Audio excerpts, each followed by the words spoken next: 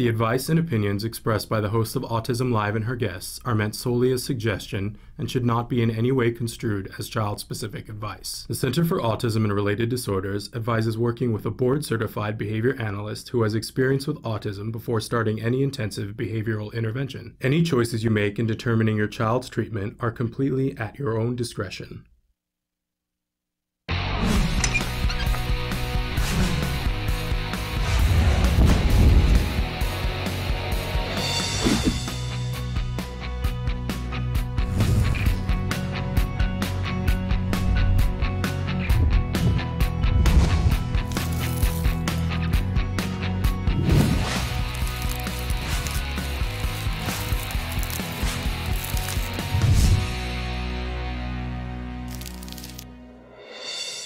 Good morning and welcome to Autism Live. I'm Shannon Penrod and we are webcasting to you live from the Center for Autism and Related Disorders headquarters in Tarzana, California.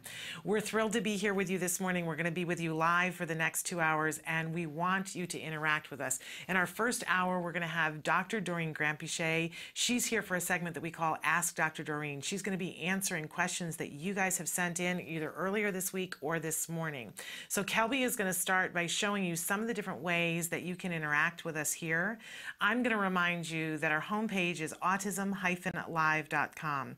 If you go there, you have the opportunity to not only watch the live show, but you can also watch pre-recorded shows by going to the playlist that's up in the upper corner. You also have the ability to use the live feature. That's the series of white boxes that are on the side. Put your cursor in the one that says your question, start typing and hit enter. It will appear here on our screen. We'll either be able to answer it in the live show or the next available live show. So even if the show isn't live when you're writing the question, go ahead and write your question in. We do get an opportunity to see it. It's completely free. We want to hear from you. I can't tell you how rewarding and reinforcing we find it when we hear what's happening in your home, what you have questions about. We love to participate with you. We don't get to know who you are unless you share that information with us. We think it's important that that choice be in your hands. So know that you can send something in and nobody knows who you are. We like it if you include information about where you are in the world, what's the closest major city, the major hub that's near you, so we can give you information about resources there. And if you want us to get back to you personally with something, you can include personal information like emails and phone numbers. We will not share that with the audience at home. All of this is, again, free to you. We hope that you will take this format and use it so that you can see the progress that you want in your life. I will remind you, too, that in our second hour today, we have Let's Talk Autism with Shannon and Nancy. Nancy Alspaugh-Jackson is here with us. We've got two amazing guests who are going to be with us talking about Ability Beyond and Roses for Autism, two amazing programs that help train individuals who are on the autism spectrum to be ready for jobs and to have gainful employment. How wonderful is that? So we'll be talking about that and a bunch of things happening in the news. But first, it's time for Ask Dr. Doreen. Dr. Doreen Granpeesheh is the Dr. Doreen is an expert in autism. Doreen Granpeesheh. Dr. Granpeesheh. Dr. Doreen Granpeesheh. Dr. Doreen Granpeesheh is a visionary in the field of autism. Now you can ask her questions on Ask Dr. Doreen.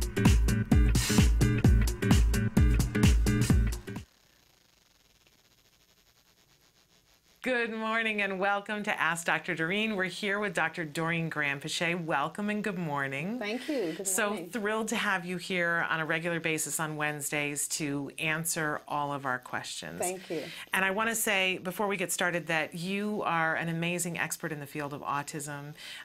You have worked in this field for more decades than I care to mention, but it's multiple. And no one would know that to look at you. But you're also not only an expert in the field of autism, but you're a visionary in this field. You have an amazing perspective. Having worked so long in this field, you see things and you see not only where we've come from, where we are, but the directions in which we can go to get to that progress that we're all seeking. So I thank you. Well, you're very kind to me, Shannon. Thank you very much. I hope that's true. It is very true. And anybody who has the opportunity to meet you knows that about you, that you have a passion and you have an ability that is incredible in this field. And Thank you so much. We appreciate that. and to give us an hour to be able to talk to you as a group of people, this is a wonderful opportunity and one that's very exciting. Having said that, I want to remind everybody that, as we always say at the start of the show, no one, no matter how great their expertise is, can give individual specific advice. You're going to write in and talk about something that's happening in your life, in your family, with your child, or with yourself, and there's no way that you could give enough information in this format that even someone as brilliant as Dr. Grant-Pichet could give you actual advice that is individual specific. That would be a disservice to you and to your family.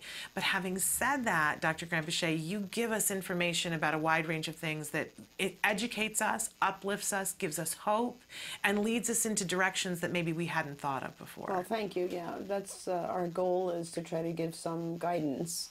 But we want to be sure that our viewers know that, you know, we will most likely recommend that you see a professional in your area, and I definitely don't want to be giving very, very child-specific guidance, because I really haven't had the opportunity to meet the children that are being asked about, and that's really important, or the adults. But having said that, let's get started with some questions. Sure. I always get behind, and in that last half hour, I'm like, how many more questions can I get in? Squeezing them in. So I'm just going to try to speed up right from the start. Okay, hello. Our almost 5-year-old goes to sleep by 8:30 and wakes up every night between 3 to 5 a.m. and plays quietly in her bed. She has 2 toys, but then it's a struggle to wake her up for school at 8 o'clock.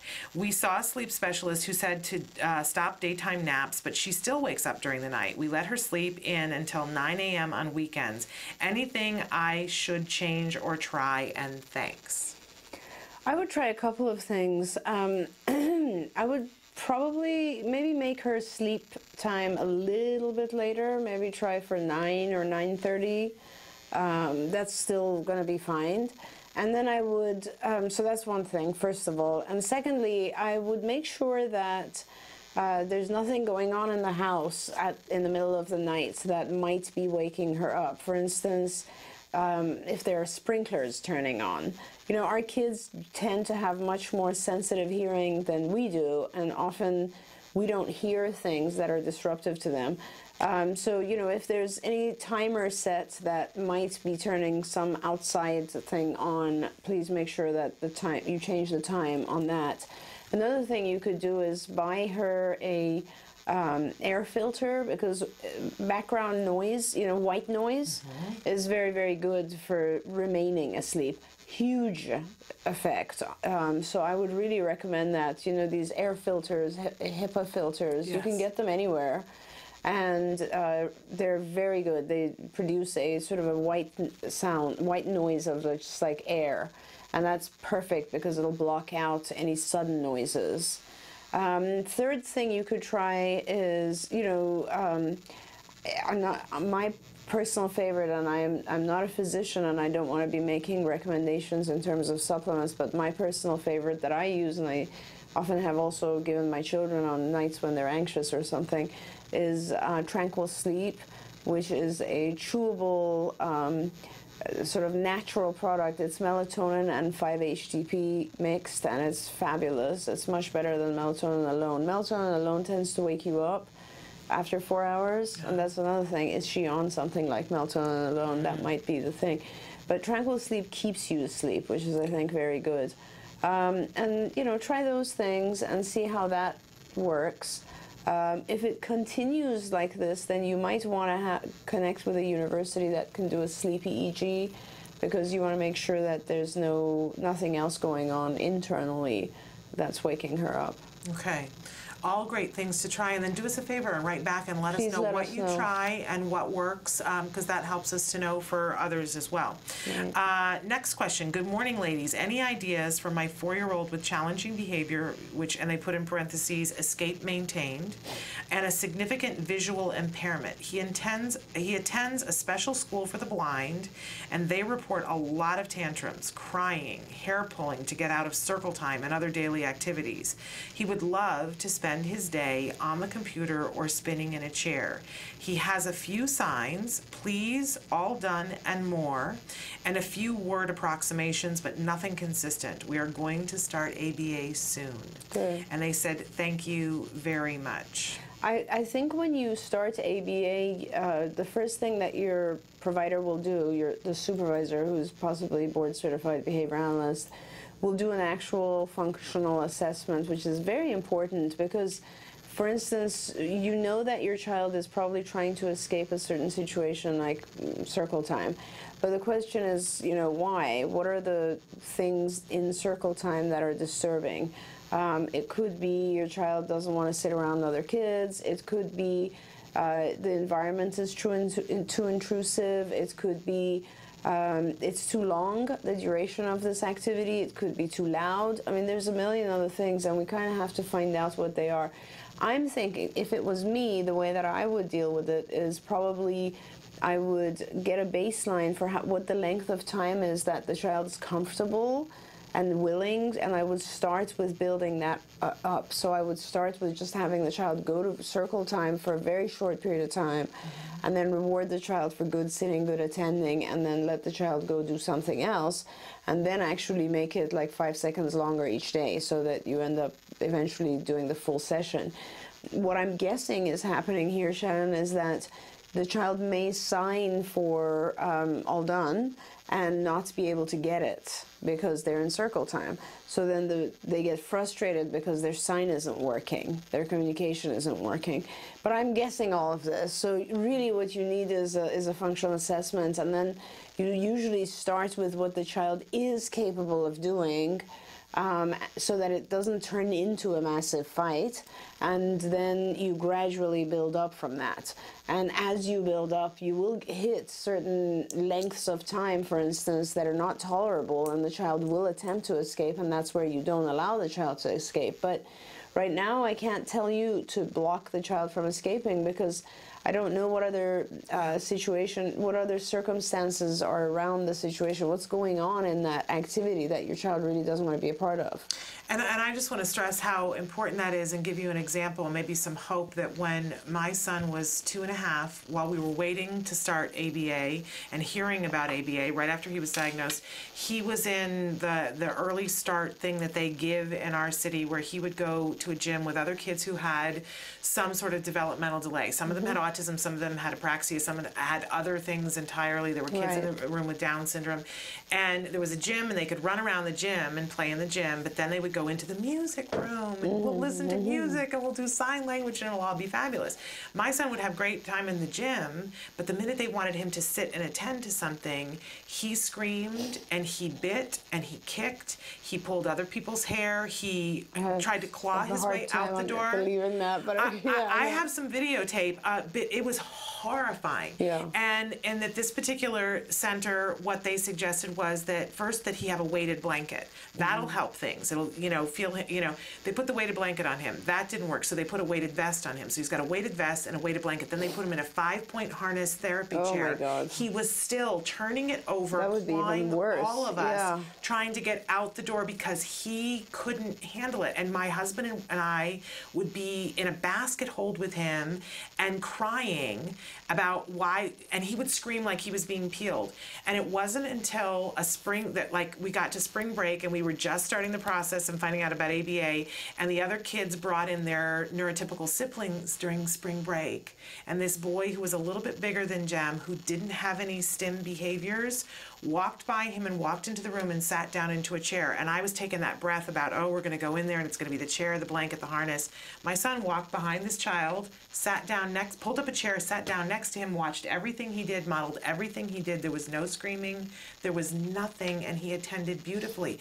But sensory-wise, there were too many things going on in the room with him, with that many kids who had different things. He couldn't handle it. He had no reference point for being in a group of people. And my son attends in a circle better than he does at anything else because he's into it now. So I just want you to know that when Dr. Grandpichet says there may be something else going on, it could just be the light. It could just be, so many things. the girl with the ponytail sitting in front of him who's swishing it. But don't for a second think that that means that your child won't have the ability to attend. Exactly. I mean, it's, as behaviorists, commonly behaviorists will tend to look at what happens after the behavior. So, like, a lot of times we think, oh, he gets away with escaping and therefore it's escape maintained. But a lot of times it's really a sensory thing that's going on in the environment at that time, and that's what he's trying to escape. It's not that he's doing something rewarding afterwards. It's possible. Both are possible. So someone needs to do a functional assessment to determine exactly what it is. Yeah, and when you think about what you try to escape from sensory-wise, we were just at a presentation the other day where the microphone kept squealing. Oh, yeah. And I had to leave. I said, I can't handle it 3 more times. If somebody had forced me to stay in that room, I would have started clawing my way out. Absolutely. So, I think sometimes these things can be that way for our kids. Okay. So write in and let us know what ends up happening. And I appreciate you for writing in. Okay, hello, Shannon and Dr. Doreen. As always, a pleasure to hear your advice. I have a 9-year-old with ASD and ADHD. Some of his ASD behaviors are being repetitive, routine, and patterns with sameness, social problems, transition problems. He tends to wander, pragmatic language problems, sensory, sometimes flapping when excited. He is a bit like Sheldon from The Big Bang Theory. Love that show. He is high functioning since he is verbal, but he is not a typical 9-year-old. We now have agreed on medications due to his lack of focus in school, anxiety, and aggressive behaviors. It's helping a bit for focus in school, not for behaviors at home. How can I improve his ASD behaviors when his ADHD symptoms also get in the way, and when also looks like Asperger's? I understand the DSM-5 put it under the same umbrella of ASD, but his behaviors are so confusing to me that sometimes I don't know if there is a difference in techniques to calm the behaviors, his lack of awareness at times and tantrums, based on whether it's Asperger's or ASD, and thanks a bunch. I think this is a great question because there is some confusion about if it's happening because of ASD, do we treat that differently if it's happening because of ADHD? Right, and she was saying Asperger's or Asperger's. Yes. Okay, so it isn't really confusing. You're confusing yourself by thinking about all these labels. Let's just throw away the labels. That will finish all the confusion here. So just get rid of, just completely ignore whether he's ADHD, Asperger's, ASD, it doesn't matter. Just throw them all away. Okay. And now all you have to do is take all of his behaviors, good and bad. Behaviors are not necessarily challenging behaviors. Every behavior is a behavior. So just you look at all of his issues and you list them. And you list, okay, these are his skills and these are his problems. These are his deficits. And so now the deficits are what you're referring to as behaviors or challenging behaviors, and these are the skills that he has. And then your goal becomes just trying to handle and teach him how to better manage himself given those challenging behaviors, and figuring out why those challenging behaviors are there, and also trying to increase his skills, because the more skills someone has, the less challenging behavior they have. So don't let none of the label matters. The label with ADHD, the only thing it tells you is he has a hard time with focus and inhibition and being able to pay attention to the right things for the length of time required. That is ASD. Whether or not Asperger's and autism are the same or different, who cares? Basically, your kid is your kid, and he has his own series of criteria, and his things are, if he's like Sheldon, he's intelligent and he has a hard time reading social cues, and he's verbal, but he's not necessarily pragmatically appropriate yet, and so there's skills you need to teach him. It's very clear. Again, I would recommend that you do go to skills,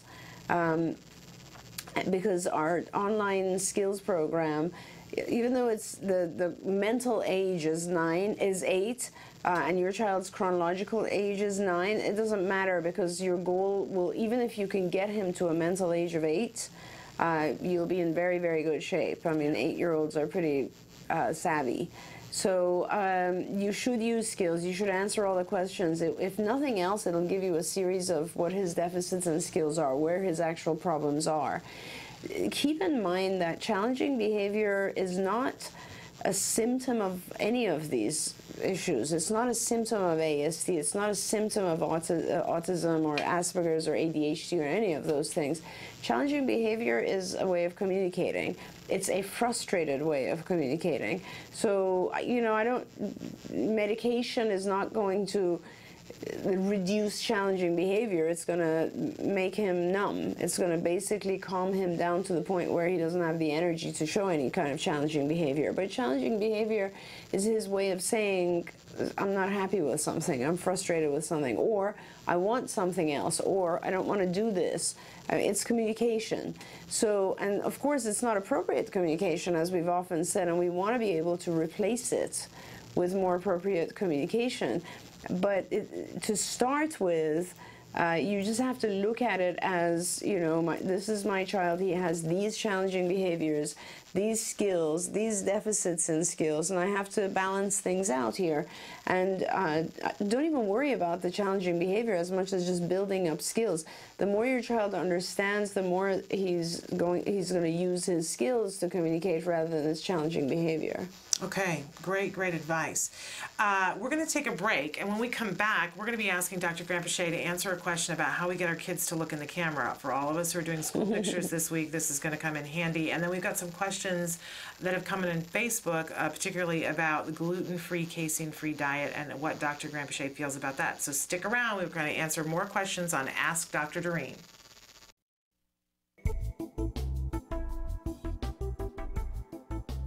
Skills is an online program that provides assessment, curriculum, positive behavior support planning for challenging behavior, and progress tracking, and it does this all in one place. The skills assessment and curriculum addresses 8 areas of development, which even includes advanced higher level areas such as executive functions and cognition, which pretty much makes skills the only ABA-based set of curricula for teaching more complex skills, things like problem solving, planning, self-management, perspective taking, and even inferring and predicting others' private events. Skills is a 4-step system.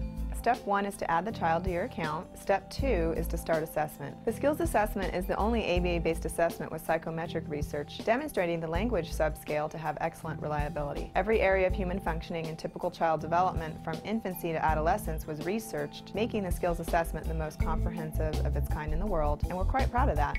Skills is easy to use. Simply click Start Assessment and begin answering questions. Or simply type in a keyword, find specific activities to assess, and add activities to treatment. Step 3. Choose activities. Once you've completed the assessment, Skills selects from a pool of 4,000 activities categorized by age, level, and skill type to provide you with exactly those activities each child needs. Start by choosing a curriculum, then a lesson, and finally an activity. Click the information icon to view prerequisites, ages in which targets develop, examples, and IEP goals. Click the video icon to watch a short video. Once you've identified an activity you want to teach, adding activities to treatment is a snap. Step 4. Start treatment. Here you can access customizable activity lesson details, add your own customized targets and exemplars, and edit an activity status such as introducing or mastering it. You can even print handouts such as worksheets, tracking forms, visual aids, and other materials. Skills also offers multiple progress charts mapping curriculum progress, lesson progress, and cumulative number of activities and targets mastered over time. The Skills language curriculum is categorized by verbal behavior type so that users can identify progress for verbal operants, such as echoics, mans, tacs, and interverbals. Skills is one of the only programs that provides the ability to write behavior intervention plans, or BIPs, for challenging behavior. With just a few clicks, the outline of the behavior intervention plan is written for you and ready to be printed and implemented. You can learn more about Skills today and get started by visiting us at www.skillsforautism.com, or you can call us at 877-975-4559. Skills. Progress starts here.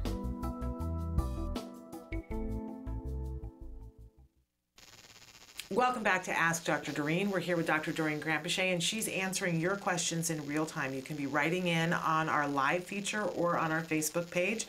We're going to be taking questions from both of them right now. I love this question because I know a lot of people have been dealing with the school pictures, and there's nothing worse than when the picture comes back and your child is looking off to Murphy's because they couldn't get the person to get him to look at the camera. So she says, "Hi guys, how can I help my son with looking at the camera when taking pictures of him?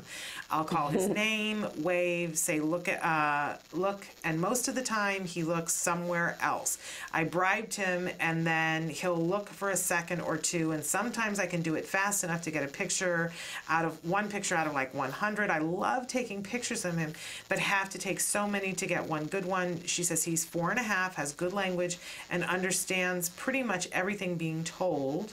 I think the problem is his attention, and it's like he can't look directly to camera or people's faces. Thanks and God bless. Love this question.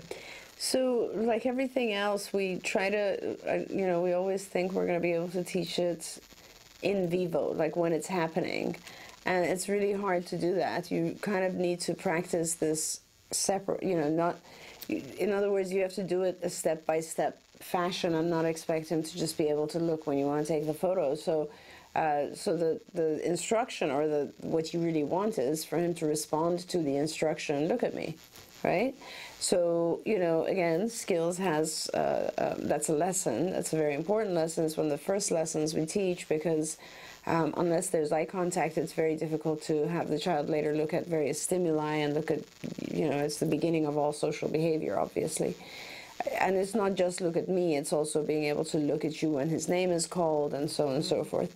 So, but it starts with look at me, and you practice it very separate. You're not taking photos at this time, so you're sitting in front of him and pretty close, at the same level, by the way, and in a kind of, I don't want to say confined, but in an area where he's, let's say, sitting behind a chair and a table, so he doesn't get up and leave, or and he can certainly look around, but you don't want him getting up and leaving. And then you essentially will, the very, very beginning format to teaching this is you will have food items that he's very interested in. We used to use, like we'd take an M&M and cut it in 4 pieces, so it would be a very tiny amount of sweet chocolate. And you would initially just place a small amount in his mouth so that he can actually see what it is and that it's enticing. Now, some children don't like chocolate. It should be something that is very rewarding to him. It could be a pretzel, whatever, but a small amount so that it doesn't detract from, doesn't take too long for him to eat. And then you essentially take the object and you place it at the bridge of his nose and you draw it towards your own. So the object goes from, so essentially it's not the object that matters, it's the movement of your hand. Okay. And you don't need to have the object there. I used to always hold the object, because when I did this and the child's eye contact would touch mine, I would immediately place the object in his mouth, so it would be rewarding. Okay. But you can also just do it with your finger from his nose to yours, so that he tracks your finger. And it's for an instant, it's 1 second, and you will reinforce that. And you'll keep doing that, and you're not trying to increase the length of time, you're just trying to get that 1 second contact. And then once you have that, and then you want to reduce, you want to fade your hand movement, right? So then you'll do it less and less, and then you're not really doing this whole thing anymore, and you're kind of like, and meanwhile every single time you're saying, look at me.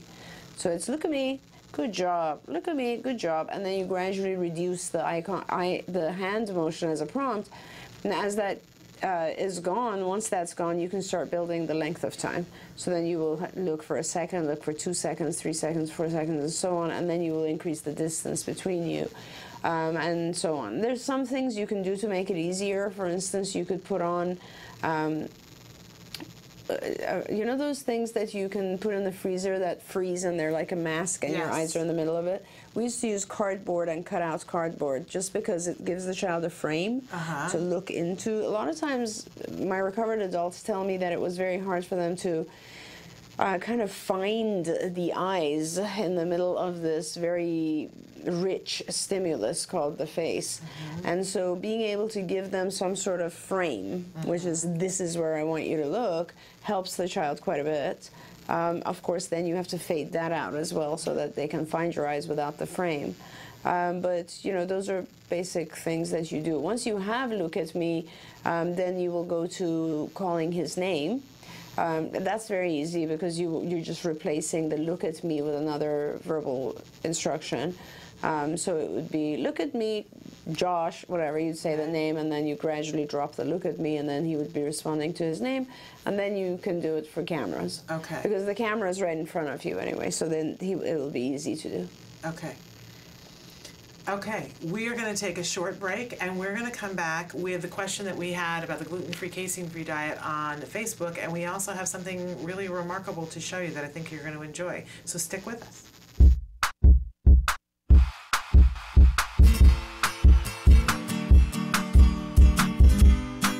Hi guys, welcome back to Smarty. This month we're going to be creating a popsicle puzzle.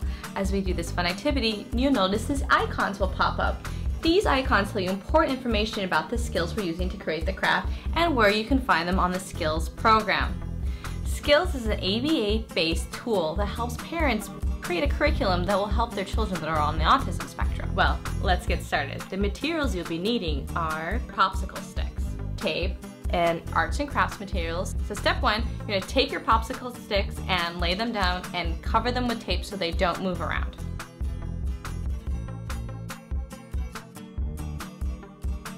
Now that my popsicle sticks have been secured with tape, here comes the fun part. You're going to take your arts and crafts materials, they can be paint, markers, whatever you have, and then you're going to decorate this with a beautiful picture.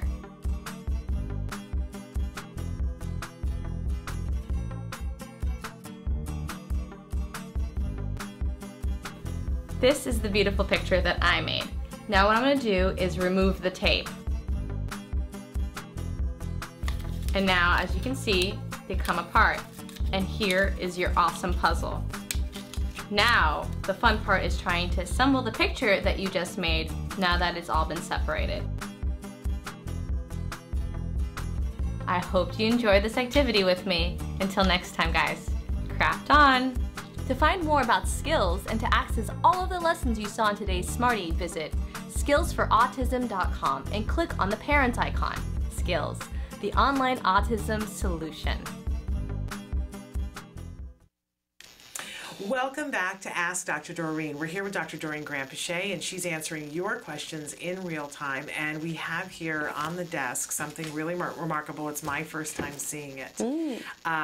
Evidence-based treatment for children with autism, the CARD model.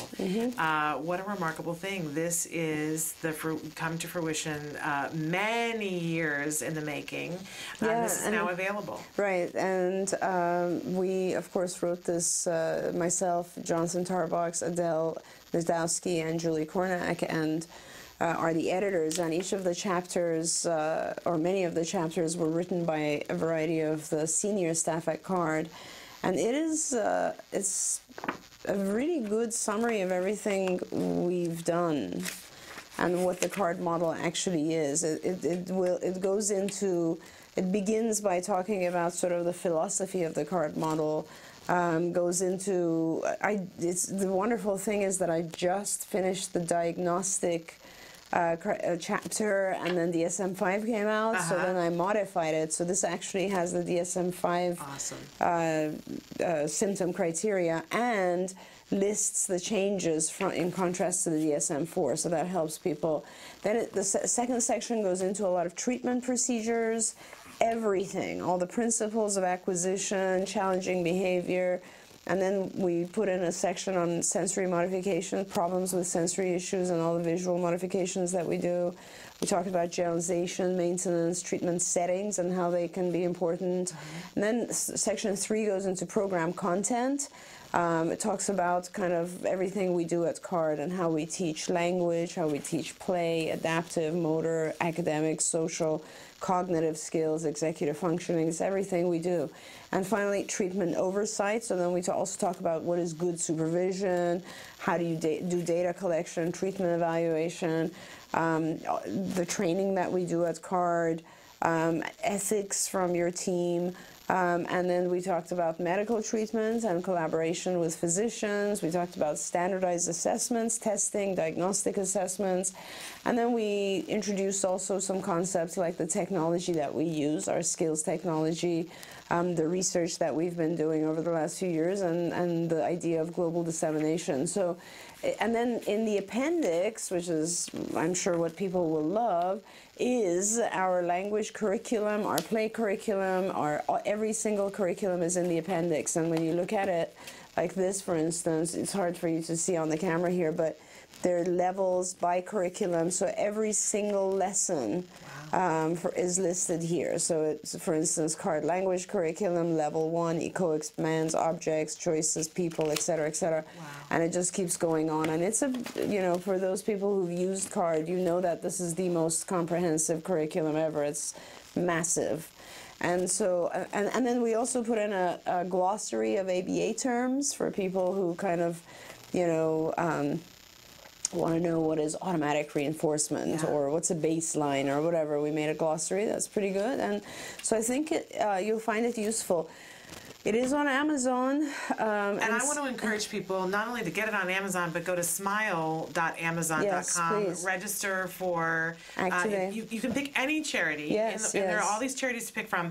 I want to encourage you to pick Act Today, because what will happen is not only will you get this book and you'll have this information, but a portion of the sale of the book will go to Autism Care and Treatment Today, which means it'll go towards a grant for a family and an individual on the spectrum to have something that individual needs, whether it's an iPad, a fence, some assessment, some medical help, but you'll be making a difference for yourself and somebody else. I think what a great gift to give while you're getting yourself the gift of this book. And ideally, who is this book for? Well, we started writing it for professionals, but then we actually made the language very straightforward and simple. So that it would also be very clear for parents. I mean, most of the parents nowadays are so savvy. They, like the parents who we just heard from, and I think it's escape maintained. Yes. That's ABA lingo, and it's just amazing that our parents have learned all of this. If you are interested in ABA or finding out more about autism and ABA, this is a really good book, no matter who you are. And of course, I'm going to say it's a really good book, but we spent over a year working on this. There's a lot of us who wrote in here, a lot of the senior supervisors at CARD, directors at CARD, who've been working with me for the past 20 years. And we kind of all brought it together. It's a fabulous resource, I would say. It's on Amazon. It is on sale right now because it just came out. So I think the usual price for it is $65, and I think it's in the mid-50s right now. Okay, great time to buy it. And I want to encourage you, if you are a CARD family, it's the thing that you should have to have a greater understanding of what's happening in your home so that you can be a strong member on your team. If you aren't a CARD family, I would encourage you to get this book, take a look at it, give it to your ABA provider or give it to the people who are your funding source and say, this is what we want to be doing because this is evidence-based treatment. Right. And if you have a child who's going to school, it's a great book to give to your principal or your child's teacher or the person who's the head of the team, or if you're able to, give it to everybody on the team. Well, my perspective, it's ideal for like students learning about ABA, so we're actually trying to see if we can get it into universities as a textbook. Wonderful. Because it's a really great, very broad. Nothing like this really exists. First of all, obviously it describes our model, the CARD model, which is slightly different from other types of ABA. But more importantly, it's the only one I think that gives you this many resources. All of the lessons are in here, and just being able to talk about things like how medical and behavioral interact with each other and all that sort of stuff. And diagnostics, standardized assessments. I mean, it's got a lot of value in it. Yeah, absolutely. I want to get back to some questions before we run out of time. I keep promising that we're going to get to one on Facebook. They want to know, how does Dr. Grant-Pichet feel about gluten-free, dairy-free diets with children with ASD? I know, open-ended. Well, that's one of those subjects that I end up always talking about a lot at like social events and dinners and so on, because I guess I entered the world of gluten and casein free from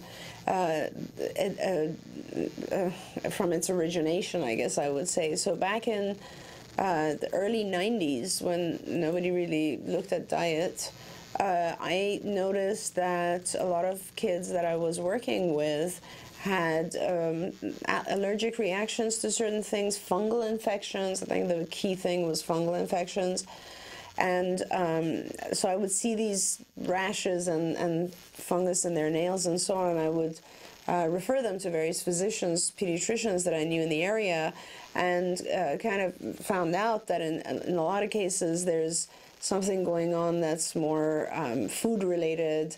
And also at the same time, of course, I was seeing, I was reading about kind of how gradually our food source in the U.S. is becoming more and more genetically modified food. And it was just kind of a parallel thing that was happening.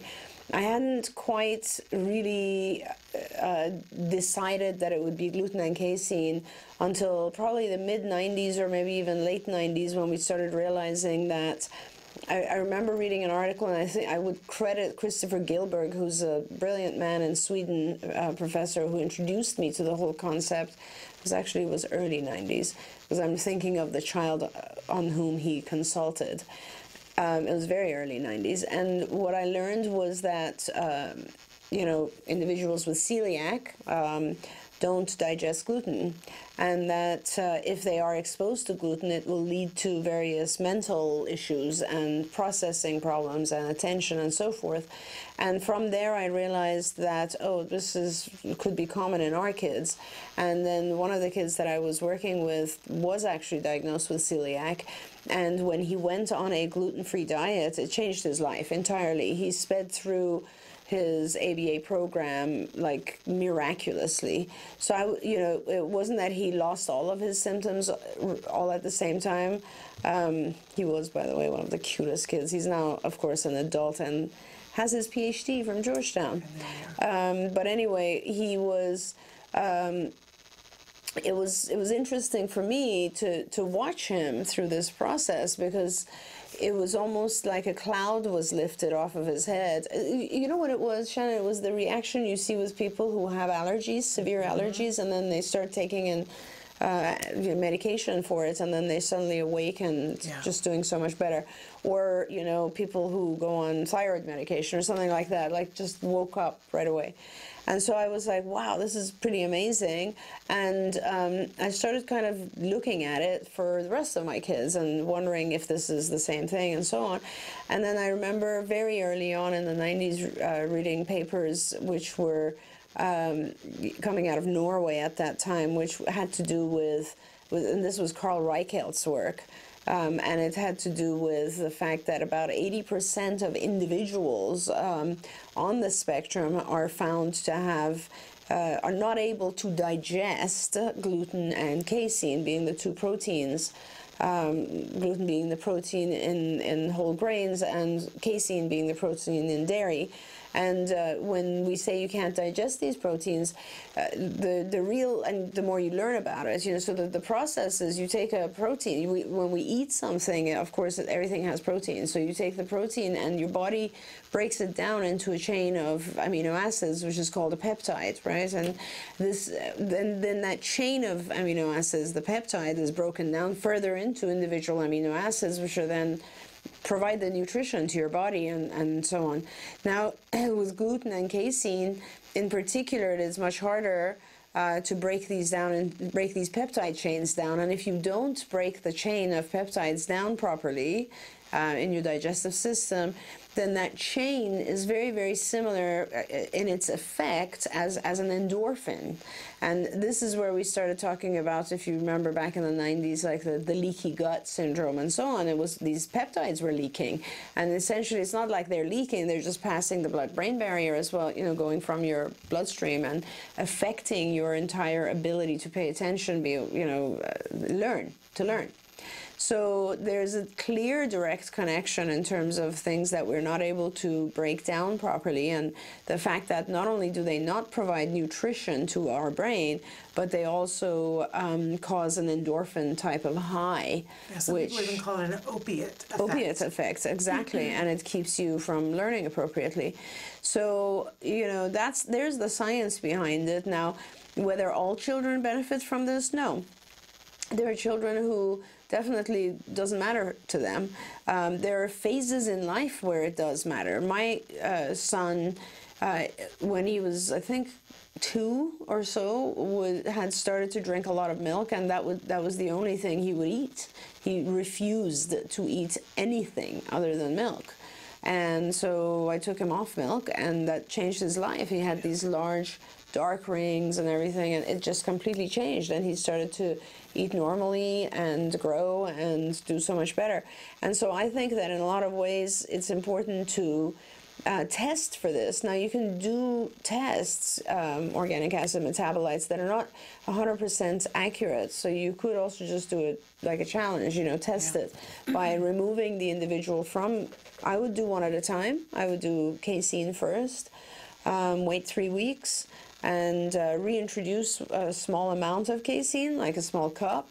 And if you see the child, going wild, climbing the walls after they've been off of it for about a month, you'll know that the child's reacting to this.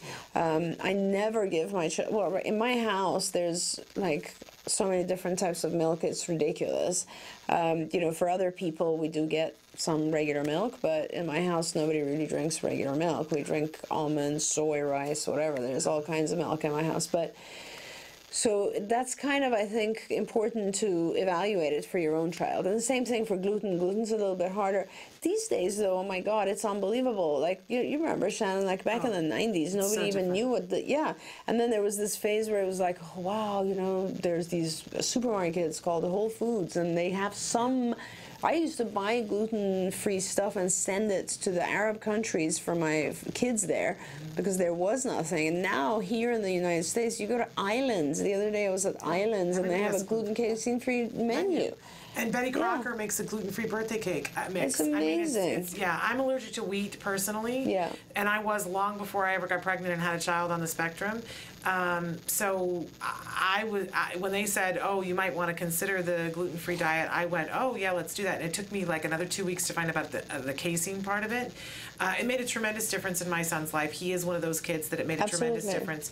But the difference that I have seen in my lifetime, what I used to have to go through to get something that was, didn't have wheat in it was nutty. And now, you can literally go almost anywhere. I for the first time I've never been to El Pollo Loco in my life. And I went the other day and I said, do you have a gluten-free menu? Why, yes, we do. That's and so I crazy. Went, it's unbelievable.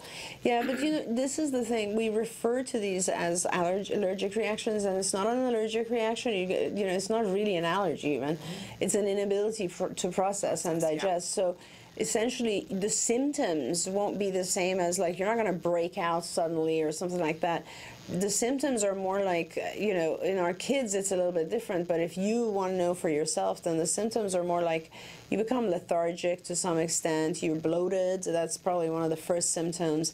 You might develop some rashes, you're cloudy. Inability to focus. Inability to focus, absolutely. And so those, I pretty much never drink dairy or wheat and eat wheat. I almost never do anymore. If I do, out of temptation, I will feel kind of lethargic and groggy for the next day or so until it's out of my system. So interesting. And I was just reading earlier an article about GMO, and genetically modified foods obviously also correlate in here because really they have very little nutrition to offer to begin with. And of course, the first thing that was genetically modified was wheat. Yeah. Second thing was corn, which is also up there, soy. It's pretty I have a friend who has celiac, so she cannot have gluten, but she can go to France, and when she's in France, she can eat the bread and doesn't have problems. Yep. It's a very interesting thing. All right, I'm going to move on because we have only a few more minutes, and I want to get through a bunch of questions. Okay, my 5-year-old still head banging every time she gets frustrated, anxious, or confused. Where I live in North Carolina, ABA is not covered by insurances, nor is it provided by the state. I have been paying out of pocket a huge amount of money for 10 years of ABA, for 10 hours, of ABA a week, but the provider is as lost as I am. We tried social stories, ignoring the behavior, giving her a ball for her to squeeze it. It looks like to me for every situation, whether it's for anxiety or lack of communication skills, we should have different approaches, but I don't know what else to do. This is very serious, head banging. This is very serious. If you have a provider who doesn't know what to do, change your provider. Because I could tell you, and I haven't even seen your child, I could give you at least 20 different interventions right now. So if your provider is board certified, first of all, if they're BCBA, if they're not, switch and find someone who is. And you can also call CARD, by the way. We're not in North Carolina, but we do have our senior trainer is in South Carolina, and I'm certain she could help you.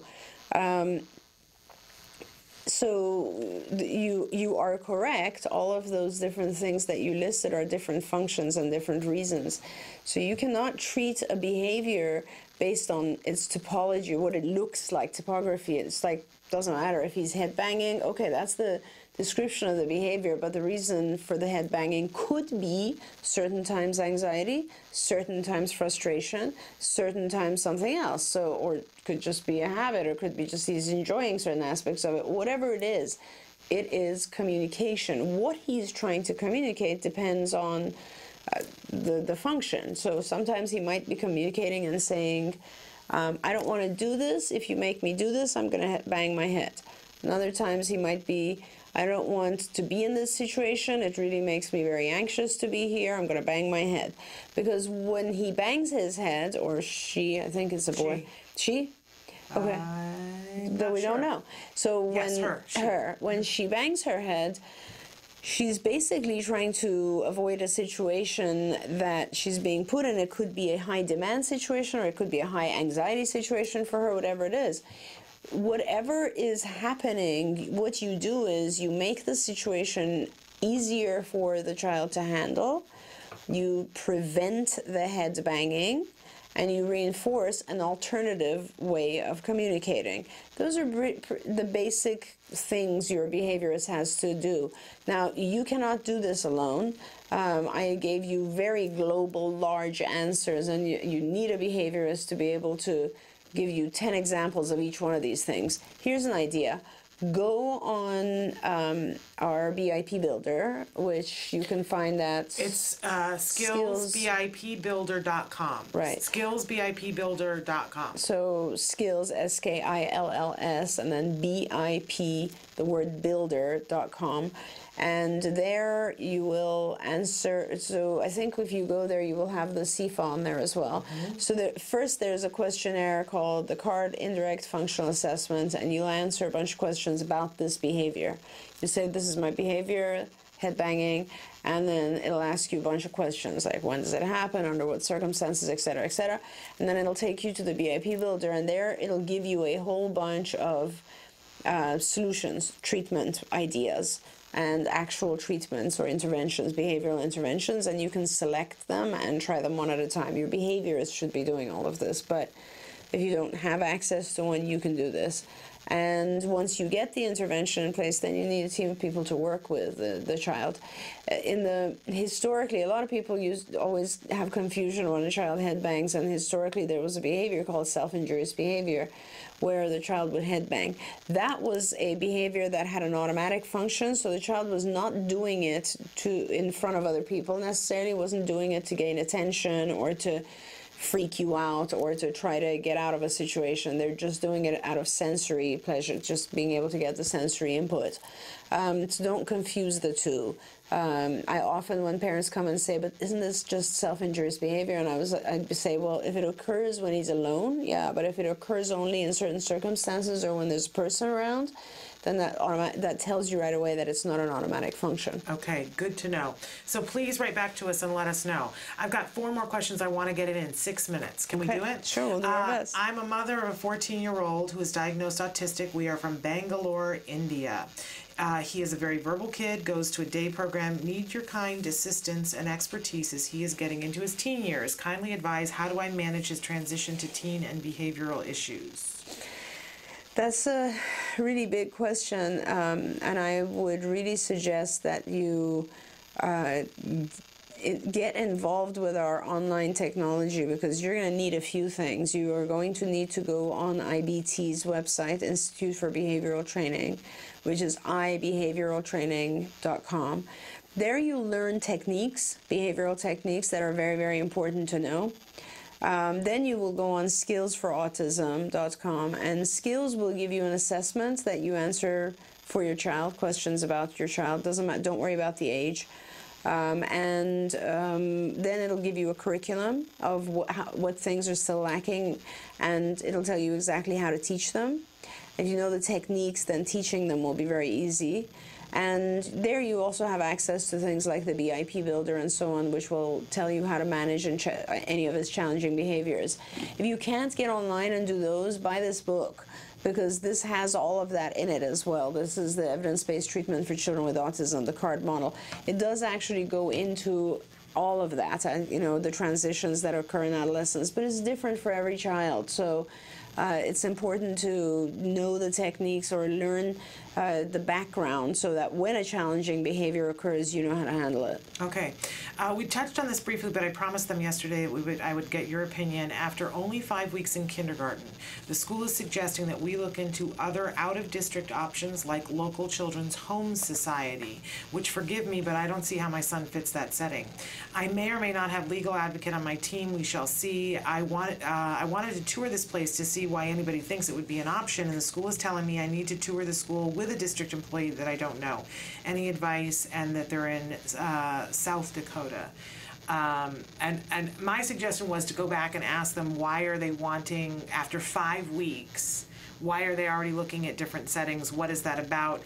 And I was reminding her that the school has to, if what they have isn't appropriate, they have to provide what is appropriate. And if that costs them money, it's their problem, not hers. Right. That's a Free and Appropriate Education Act. And yes, that's correct. They have to provide your child with a free and appropriate education. Now, most likely, if after 5 weeks they're telling you to change setting, it's because your child might be having tantrums or aggression towards other kids and they don't know how to handle it. It is their problem. They do need to provide resources to you. They need to provide a resource specialist who can provide a behaviorist, who can do a functional assessment, who can figure out why your child is having behavioral issues in the classroom, and then they need to provide an aid for your child so that the aid can help your child and manage his behaviors and teach him how to behave in a classroom. In fact, if you take it all the way forward, they're obligated to provide you even an in-home program. I don't know also what the insurance mandate situation is in South Dakota. You should probably look into that as well. I do know that we are just about to start services, and I want to say it's either in South Dakota or North Dakota. I don't remember which one. It's where there are a lot of military bases. So, you know, if the answer that I'm giving isn't helpful enough, please contact go on our website, the Center for Autism website, and go to our remote services tab, and it'll talk more about how we can help you. And you can even call the 800 number. They're Certainly. happy to take that 800 number will and help you with the remote services. Great, and then let us know what happens. I love this question, so I'm going to go there. Hi, Shannon and Dr. Doreen. I'm being out-ABA'd by my neurotypical kid at times. My neurotypical 8-year-old teenager will say, if you don't do this, I won't do that, what you want me to do. Then she puts me on extinction. Love this. She does this to her older ASD brother too. What to do or say when this happens? Thank you for explaining in a way that we can understand. That's awesome. Yeah, so, you know, the person who has the power is the person who holds the reinforcer. So let's just put it that way. Now, fortunately, as parents, you hold the reinforcer, so which is whatever it is, but pretty much everything that a child wants or a teenager wants involves money.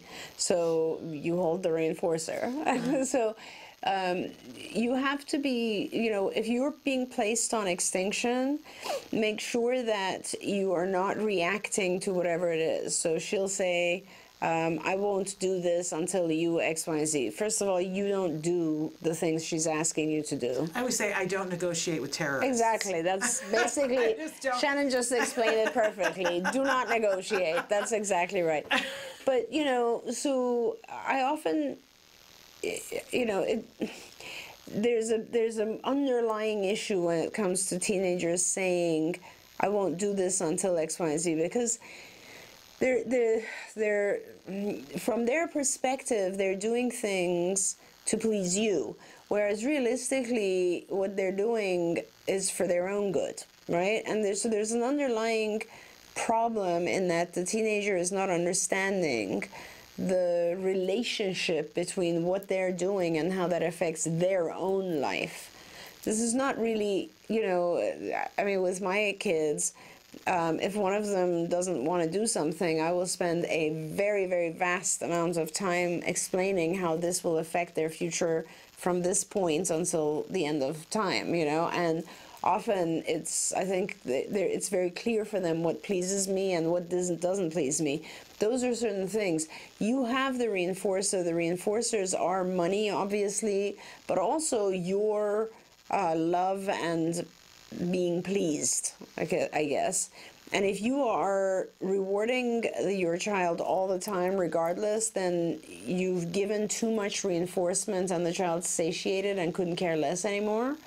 So you should be sure that your own behavior, you should check your own behavior and make sure you're only rewarding when your child is actually doing what they're meant to do. Teenager or not, on the spectrum or not, doesn't matter. ABA is the same for everyone. So as Shannon said, don't negotiate and only provide reinforcers when the appropriate thing is occurring. And I should say that I don't actually say that phrase to my son. When he says to me, well, if you don't do this, then I'm not going to do that, my initial reaction is, okay. And I walk away, and then he comes back and he goes, well, wait a second, I want, and you know, and then we, you know, a discussion can come from that. If he's saying, well, what I want is this, isn't that what you want? Then I'll negotiate. But in the moment, I just go, okay. And you know, it sounds like you're worried, the parent is worried that they're being placed on extinction. I promise you, all teenagers have ways, there are certain things that make them jealous. Yeah. So, you know, spend time doing other things that the teenager would want to be involved with. And then they'll want to. Yeah. All right. The one thing I want to say is to Mike Hipple, I have your question here about what is behavior mapping, and I'm going to promise you that I'm going to ask that of Dr. Jonathan Tarbox tomorrow. So, because it's time to let Dr. Grandpichet get back to what she needs to get back to. But we thank you so much for being here and rapid fire answering all those questions that we put you through your paces today. We're going to take a break now and go to the A Word, the ongoing documentary being made at the Center for Autism and Related Disorders following a little boy, Jack Riley, who was diagnosed with autism at the age of 2. We get to see what early intensive behavioral intervention looks like in his house as he's growing and his family is growing. He just got a new baby sister, so something in his life has changed. Let's see if that changes his behavior. And then when we come back, we'll have Let's Talk Autism with Shannon and Nancy. Nancy Alspaugh-Jackson is here. She's going to join me, and we have 2 special guests from Ability Beyond and from Roses for Autism. We're going to be talking about giving our kids the opportunity to learn a vocation and the opportunity to be gainfully employed. So we'll be right back after the A Word.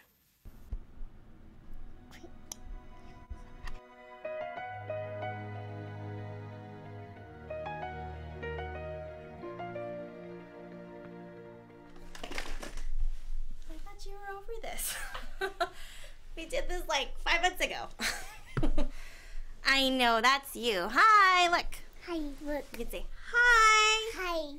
Say, I'm Jack Riley. I'm Jack Riley. I got, it's showtime. It's showtime. Sit down, I take it. Look what I have. Do you want to play with your rug? The rug. Whoa, you want to play? Go play. Okay, then you need to get your stickers. Do you want the rug? What's the rug? Okay, you need to sit here. No, you need to sit right here. Sit down. Sit right here. You need to sit here, buddy. No. Or else we have to go sit on the chair, bud. Come on. Sit up. Okay. You're gonna sit on the chair then, dude.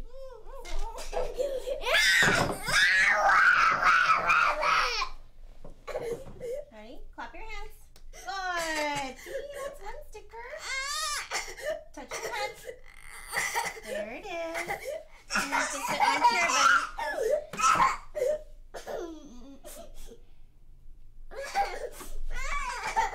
There you go. Thank you.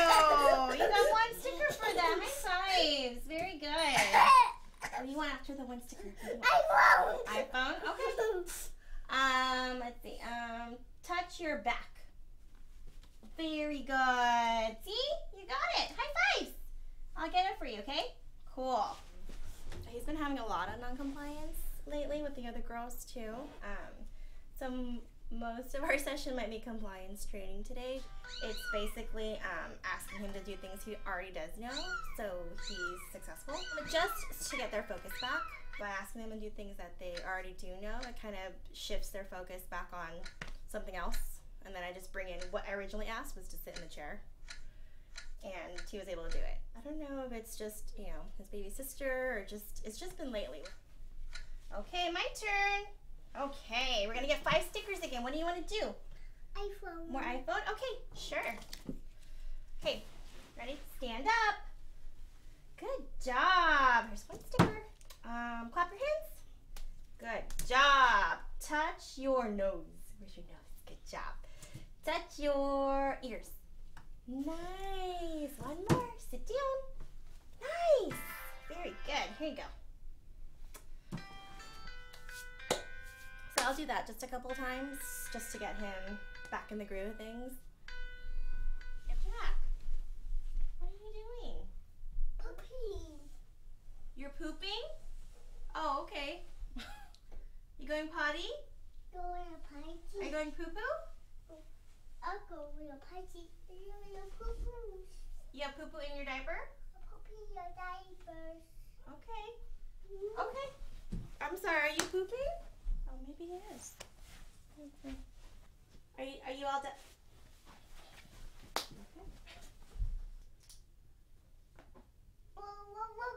Okay. One more minute to go poop. Yeah. Yeah, and then we're gonna get your dad, okay? Okay, we're gonna go see Daddy. Okay? And go show Daddy to say, Daddy, I pooped. Daddy, I pooped. Go find Daddy. Or is he just doing it? No?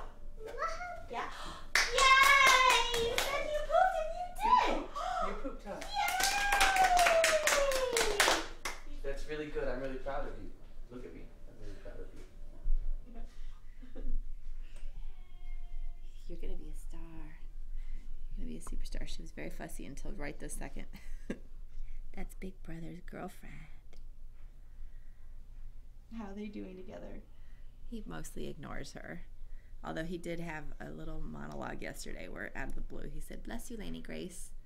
And then he said a few other things about her too. I love you, Lainey Grace. I love you, Lainey Grace. Oh, that's sweet. And he'll kiss her head and thinks that's funny because, of course, Mommy gives her big reactions to his kisses. She says, "Ooh, I like that kiss." So he likes to do it like 45 times. But most of the time, if you ask him what his sister's name is or anything about his sister, he pretends like he didn't hear you, which is fine. We're not in a hurry. Jealousy to work out on, I think. And we are very careful if he wants me to, whoever's got her, if he tries to get our attention or whatever. If we can, we give it to him. There's going to be plenty of times where we can't, so we're trying not to have her be the reason we have to say no. For now. Success. It's been an eventful 1 hour since we've been here. Exciting. I know. Jam-packed. This is going to be an exciting episode added. There's baby, there's pooping, there's tantruming, there's everything. Only the first hour, Suzanne. Let's see what the second hour will bring us. Good morning and welcome to Let's Talk Autism with Shannon and Nancy. I'm Nancy Alspaugh-Jackson. And I'm Shannon Penrod. And I'm thrilled to be here with you. And I'm thrilled to be here with you as always. As always. Yeah. We've got a bunch of things to cover. We've got some great guests who are going to be with us talking about some wonderful, wonderful things happening in the world of autism. But we've got some news stories that we want to cover to begin with and talking about, it was all over the news this week about iron, taking iron during pregnancy. Which basically the headline is that low iron intake during pregnancy is linked with autism. And this was for children whose mothers had low supplemental iron and other risk factors. Researchers at UC California Davis at the Mind Institute found a 5-fold huge greater risk of autism. And it said The five-fold greater risk of autism was associated with low iron intake by way of supplements if the mother was age 35 or older at the time's birth, or if she suffered from metabolic conditions such as obesity, hypertension, or diabetes. And it said it was strongest during breastfeeding after adjustment for folic acid intake. Now, they have also linked a lack of folic acid during pregnancy with a greater risk for autism. And of course, we've known for a long time that there was a greater risk for spina bifida, and they had said at some point there was a greater risk for Down syndrome if you didn't have that folic acid. So we've known for a long time, but I am one of those moms who had the benefit of knowing that I needed to take the folic acid, and I was taking the prenatal vitamins, but I was overweight and I was low iron. Okay. So I'm one of those moms that would have fallen into that category, that even though I was taking the folic acid, my iron was low. I'm somebody who, for most of my life, just recently I shifted again, but for most of my life I've been a vegetarian. Through all of my adult life until now, I've been a vegetarian, and I tend to run a little anemic. Okay. And I was breastfeeding and was a little anemic. So that's, this hits home for me. Well, it hits home for me because Wyatt was adopted at birth, and I do know that Wyatt's birth mother did not receive prenatal care until about 8 months into her pregnancy. So, and one thing I've often wondered, because I've talked to so many moms of adopted children, and so many of those children have autism. Yeah. I don't know if there's ever been a study done on children that have been adopted and their rates of autism, but it would stand to reason that if a child is being placed for adoption, that the birth mother might be in crisis. She probably would not know her pregnancy maybe till a little later on, maybe be in denial, maybe not be getting the prenatal care because trying to hide the pregnancy. And I can imagine that there might be, I'd love to see a study done. I guess I'll look and do some research to see if there have been any study done, because I would imagine that a lack of proper prenatal care could result in... It'd be a worthwhile study. It would. We know that there are a lot of children that are in the system that are yet to be adopted that are on the autism spectrum. I know, which is tragic. We're 100% sure about that. I wanted to bring up a success story that you've been very much involved in. And you. In my way, I was a cheerleader on the side, but we're talking about something that's called the Silver Alert, and it was SB 1127, otherwise known as the Silver Alert, that has now been signed into law by Governor Brown. Yes. And maybe you would like to tell people about how you became involved in this important legislation. Okay, well, it came to our attention by another autism mom by the name of Wanda Rapp, that a young man had been missing in the streets of LA who was, I believe he was 19. Is that correct? I think he's 18. 18, okay. Yeah.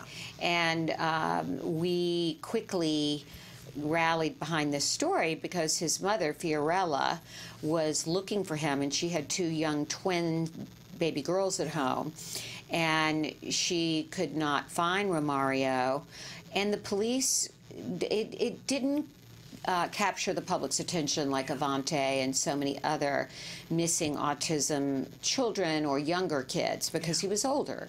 And I believe there was, I can't really speak for the law enforcement, but I think there was some skepticism about, well, did he run away? He's 18. Was he a gang member? Was he, I think they profiled him very quickly. He was Hispanic. I think they thought he might be involved in some illegal activities. So Fiorella Snow, his mother, was trying to explain to them that he functioned at the level of a 10-year-old and that he bolted during a family outing because something scared him on a television set in a store.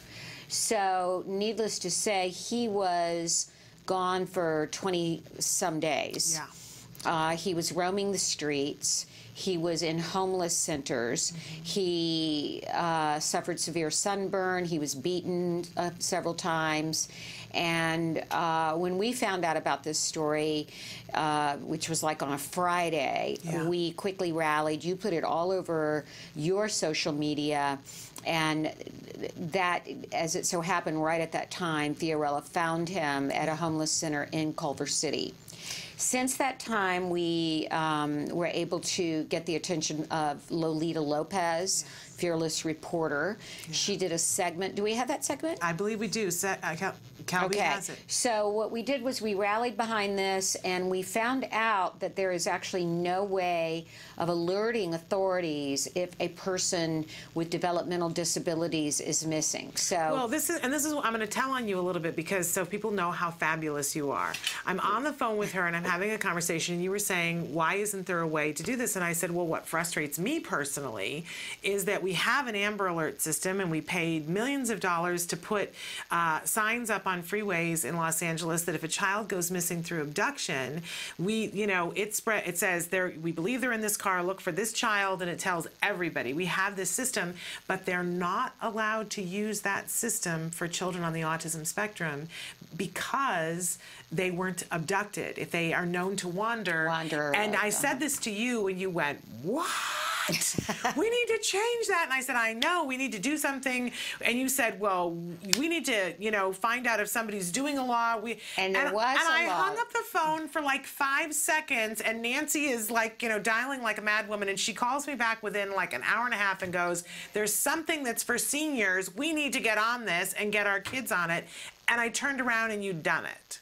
Well, it had been sponsored by, I can't remember the legislator that was sponsoring this, to include developmental delays to be alerted, for the public to be alerted, along with seniors with Alzheimer's. Yes. And I did the research, and the amount of kids with autism and young adults with autism and adults that roam and elope is far greater than seniors that elope. So it was called a silver alert, but what we did was we lobbied immediately, along with the public policy department at CAR, Julie Kornack and Maria Paz, to get support on this to the governor. We got many letters sent in. Let's take a look at the story we did after Romario was found, and then we'll talk about the great news. Where were you sleeping? How about at a tree or a park? Romario Snow vaguely remembers the nights he spent wandering the streets of Los Angeles County. I was scared a little bit. His recollection comes in bits and pieces. Romario is autistic, 18 years old with the mind of a 10-year-old. I couldn't find a family. They were homeless. On June 27th, while shopping with his family in Chinatown, Romario saw something that triggered a reaction, and he ran off. I, ran after him, and then my mom also, and it was such, a nightmare. The nightmare continued. For days and nights, Fiorella Snow says she, with her mother and twin baby girls in tow, searched 20 days total for her son. We didn't know where to search for. From Hollywood to Palos Verdes, she says police were little help, and with no publicity, she turned to the autism community online. Are you doing okay? Who helped spread the word. On July 17th, en route to Venice, she saw her son on a street corner. All dirty, and he had a punch in his eye, and also a bruise in his nose and on parts of his body. Somehow this just fell through the cracks, and why? For autism advocate and the mother of a 12-year-old autistic boy, Nancy Alspaugh-Jackson, Romario's story is the reason why local organizations are pushing a new bill which would expand the Silver Alert, especially since nearly half of children on the autism spectrum are wanderers or elopers. It's probably the #1 problem that we deal with. Like an Amber Alert, it notifies the public immediately when a person 65 or older is missing. The proposal would expand the Silver Alert to include people with autism. With children with severe autism, it is definitely life or death. You have a beautiful watch. The group gave Romario this special GPS tracker for if he ever wanders again. No more running away. So, wonderful. The good news is the governor signed this into law. So the Silver Alert is now in effect, and it will help individuals with autism should they wander or elope. And I want to thank you for all of you, what you did, how you rallied behind this. I just want to say, you know, if ever you want to get something done, the first phone call you make is to Nancy Alspaugh-Jackson. I don't know about that. It's pretty remarkable. Because I've been complaining about this into the corner of my house without getting something done, and then I complained to you about it, and you were like, we're doing something, and it happened. So I'm making lists of things I want to change next. Okay, all right. Don't make too long a list, because I had a lot of things my husband would like me to do. Yeah, I know. You got things to do. But in any case, pretty remarkable. We have more stories to cover, but probably we should take a break and bring the first of our guests, because we don't have to get too far behind. No. We have Heidi, and I'm going to slaughter her last name, Sheldnick. Okay, she can correct us. From Ability Beyond. And then after her, we're going to have Michelle O'Metty. Okay. Another name I'm slaughtering, from Roses for Autism. So you're going to want to stay tuned. We're going to be back first with Heidi, so stick with us.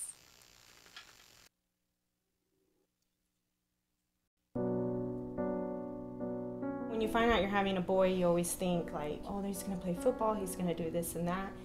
And then when he's diagnosed, all those things get washed away.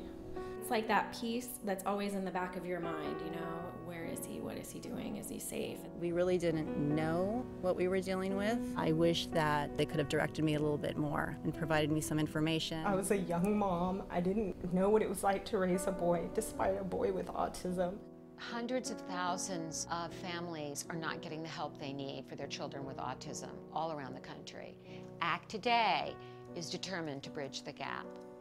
These families really have to go through a lot to get a grant. The application process isn't easy. The records, the diagnosis proof, they're really battling for their kids. So when we can give them a grant, it is so wonderful to see that they succeed in getting that help for their children. Our founder, Dr. Doreen Graham-Pichet, is an amazing woman, and she is one of the world's foremost authority on behavior of children with autism. She's extremely knowledgeable, and she oversees every single grant we give. She is part of that process.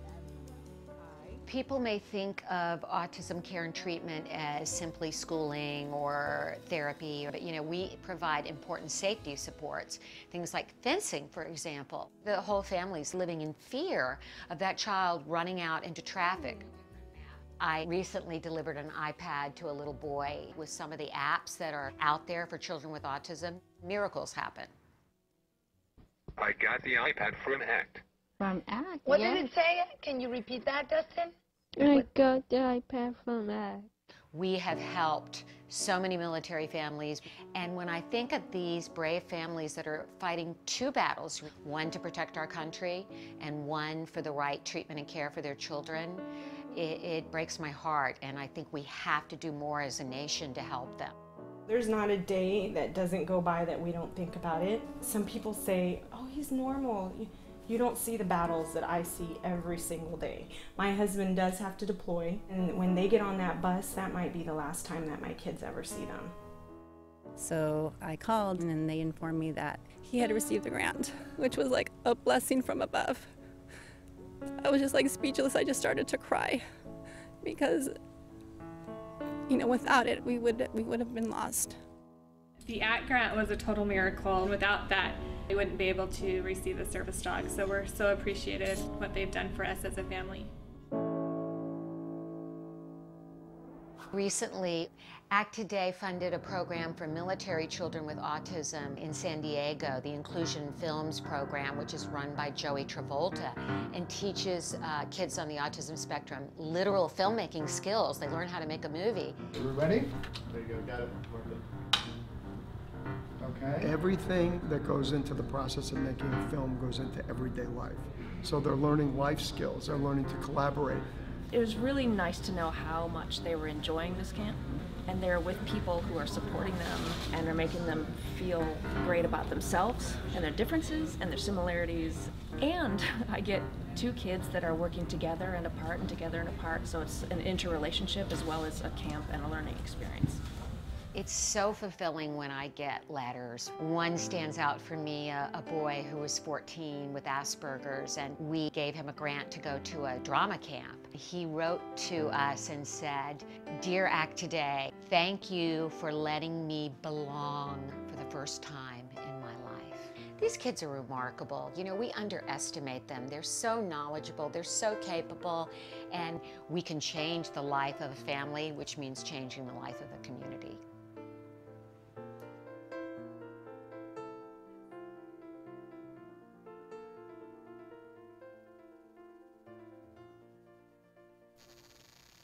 Welcome back to Let's Talk Autism with Shannon and Nancy. Joining us via Skype right now, we have Heidi Chalednik. I slaughtered the name before, but I'm doing better now. We're so thrilled to have Heidi with us. She's coming to us from Ability Beyond, and you are in Connecticut right now. Is that correct? Yes, we actually provide services in Connecticut and New York. Okay, wonderful. So for our viewers at home who have never heard of Ability Beyond before, we really want them to get a flavor, because this is an amazing thing that you guys have been doing and doing for a long time. So tell us about Ability Beyond. Well, first I want to say thank you, Nancy and Shannon, for inviting me to participate today. Ability Beyond, I'll start with our mission because I really think it simply says it all. Ability Beyond, we discover, build, celebrate the ability in all people. Back in 1953, we were founded by a group of parents who had a dream. They dreamt of a better life for their children, a life in which disability did not define who they were, what they did, or where they could go. And over the years, we've been able to really help thousands of people. We now provide services in both Connecticut and New York. We like to really consider ourselves very person-centered. We are cutting edge with the types of programs that we provide and how we provide those services. And we also try to be as cost-effective as possible so that we can serve more individuals. And we provide services to a variety of people with many different disabilities. We serve roughly over 2,400 individuals between New York and Connecticut, across the two states, and we are recognized nationally for a lot of our best practices, which are also replicable and being adopted by organizations throughout the country in order to really help even more individuals across the nation. How did you get involved with this program? Well, many, many years ago it was called DATAR, and I had a couple of friends who worked there, and I think if you grew up in this part of Connecticut, you knew who DATAR was, you knew what they did, and it definitely had a wonderful reputation. And so my friends urged me to try working here, and I just fell in love with it. I really have a lot of respect for our senior leadership. Our CEO has been a part of the organization for well over 30 years, and they just really have the best vision for individuals with disabilities. Well, Heidi, let's break it down just a little bit for viewers watching, because this all sounds great, but I want them to get some of the specifics about how great it is. You've got 3 different initiatives let's start with talking about a place to call home. Sure.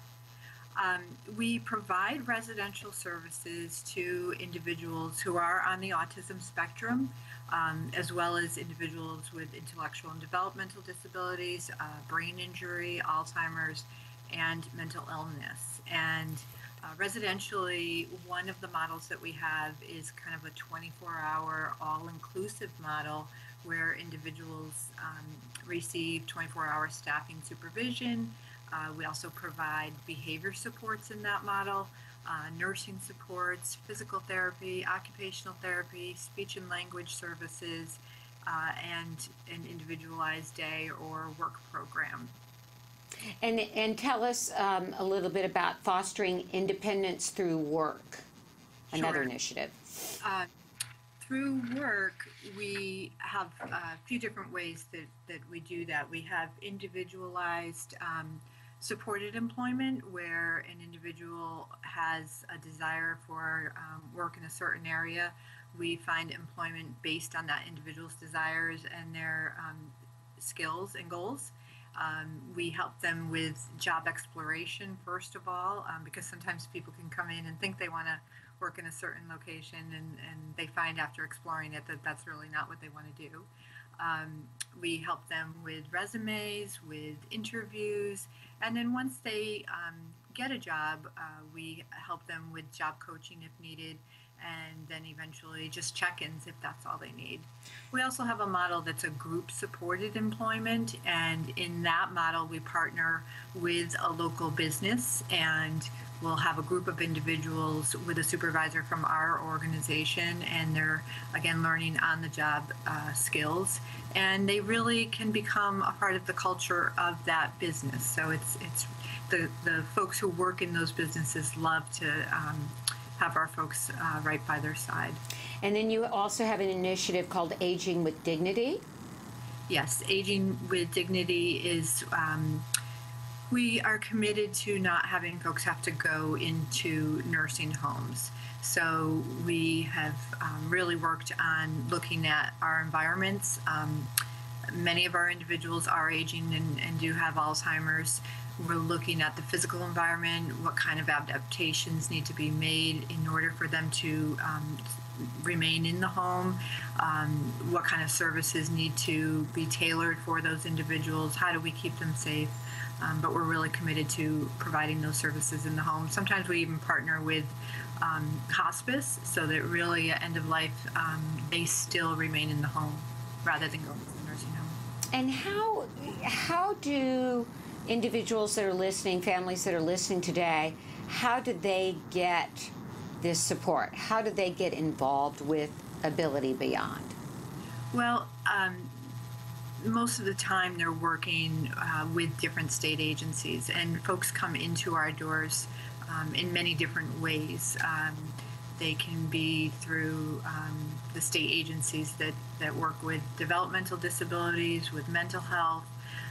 They can be on different waiver programs within the state, and sometimes people pay privately. So there's a lot of different ways to enter. So is there a waiting list to get involved in these programs, or are they available now for people that are interested? There can be waiting lists. It really depends on which program type it is. Some of our programs are more slot-based, and then some of the programs we actually will build around an individual or several individuals. And Heidi, how can people find out information about how to get on the waiting list or how to access the services? Where do they need to go? I think the best way to start is really our website, Ability Beyond. Our information and referral department is really our gateway into the agency, but the website will have phone numbers for that, as well as any other information. You really can learn about our services through that. And do you take donations? Do you rely on public support? We do. We have an annual gala every year, and again, we partner with a lot of corporations around the state, and it's more than just donations. Those corporations have really helped us in mentoring us in terms of efficient ways to provide services and innovative practices. We can take some of the things from corporations regarding technology and different things and apply that to our business. So that's really worked very well for us. Great. So they can learn about all of this on your website. Yes. Well, we thank you so much for taking the time to be with us and for continuing this great work. We hope that people who are really, we know that this population needs effective ways to be transitioning through all of the seasons of our lives. Yes. Just because you're on the autism spectrum doesn't mean that you're not, going through all that. We're all aging. We're all going to be, all of our children are growing up and are going to need jobs and are going to need places to live. Absolutely. So we encourage people in the Connecticut and New York area to be checking out your website and finding out more about Ability Beyond. All right. Thanks so much. Thank you for coming on. It's really an invaluable service that you're providing, and we salute you for this. Take care. We're going to take a break, and then when we come back, we are going to be joined by Michelle Weemat. I'm getting it right now. I really did a job on it before. Michelle Weemat, and she's going to be talking with us about Roses for Autism, which when I read this website, I'm like, I know where I'm getting my flowers now. There we go. So stick with us. We'll be back right after these messages. Hi. I'm Shannon Penrod, proud autism mom and the host of Autism Live. Autism Live is an interactive web show whose mission is to provide a free resource to the entire autism community and to the world at large. Whether you're watching our live shows on Tuesdays, Wednesdays, and Thursdays, or you're catching up on our free podcasts on YouTube, iTunes, and Roku, we want to provide you with the support you need when you need it, and to give you a little hope and inspiration along the way too. For the mom in Kansas whose child has just been diagnosed and she's preparing for her first IEP meeting, we want to provide you with helpful resources to make that meeting as productive and as stress-free as possible. For the 16-year-old in Bangor who writes to us and wants to know, how do you get friends and keep them? We want to give you support and information to make that possible for you. For the teacher in Calgary who wants to know, how do you get past the challenging behavior and help a child to be excited to learn? We want to give you access to tools and education to make that dream a reality. And for the dad in Wyoming whose daughter is engaging in self-injurious behavior, we want to get you access to experts who can help you to keep your daughter safe and to turn that equation around. We know that autism isn't one size fits all, and we know that sometimes you need resources and sometimes you just need to know that somebody is listening. We are. We know from the letters that we get from our viewers every day that we can and are making a difference. And frankly, that just makes us want to do more. In our hope and vision, we have so many things that we want to do at Autism Live, like providing a weekly global peer parent support group, educational programs that are designed specifically for children on the autism spectrum, fun and interactive social and vocational programs for our young adults, and resources and information for pregnant women and for women who are about to be pregnant so they can significantly lower their risk of having a child with the more disabling aspects of autism. We can do this. We want you to know that we're fighting hard every day to stay on the air and to be a free resource for you, but we can't do it alone. Right now, we're working hard to identify corporations and foundations and individuals who want to support us in this mission, who want to help us to help you. So join us. Watch the show, ask questions, sign up for our free newsletter, and share what you find here freely. It's important that you do. Autism Live, where knowledge is power and hope is our favorite four-letter word.